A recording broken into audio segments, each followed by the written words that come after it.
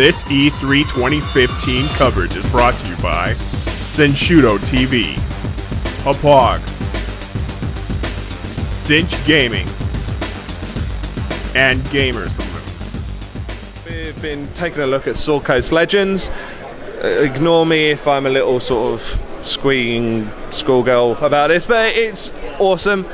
I want to cover a few bits and pieces around the game though, just for those that may not have as much experience in the D&D universe and in games of this kind.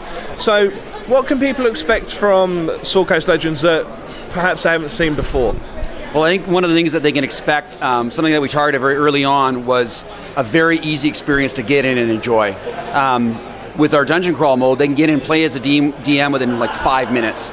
So they don't have to get sort of inundated with all these tools and everything. But as they develop more comfortable with that, or maybe they're a hardcore player and want to get in right away, they can create their own custom campaign, right down to the creatures and the NPCs that they place in the world, the locations all over the world. Anything you can imagine, they can customize and write their own story, write their own dialogue, and get really deep with that. So I think from both ends, they can expect quite a robust experience.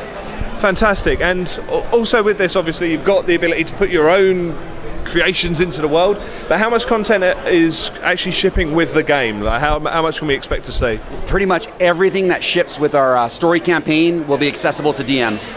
That includes all the props that go into the game, all the characters that go into the game, the creatures, and then of course all those creatures are customizable as well too, so you can fully customize all those, and you can roll up all the NPCs you want, whether you want to add a ranger or a paladin to the game, or you want to just add a townsfolk to the game.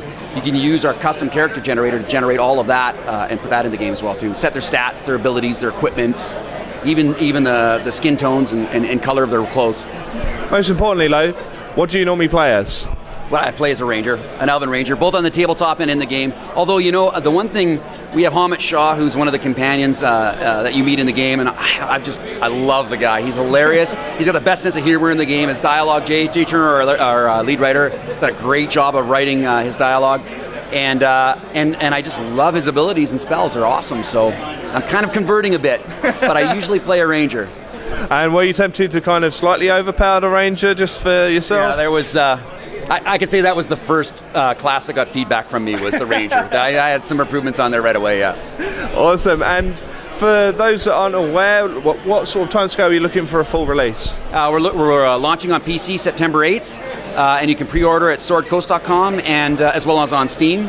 And we're going to be console on PS4 and Xbox One later in the year. Wonderful. And then finally, what on the show floor, other than yourself, obviously, are you most excited about this year at E3? Well, I think there's a lot of really great stuff. There's obviously some big announcements with Fallout. I'm a fan of the Fallout franchise. But the thing I think I'm probably most excited about is the console version of Divinity: Original Sin. So I know Sven quite well and excited. They're in the same place as us. They're an independent and creating something that they love and they're passionate about.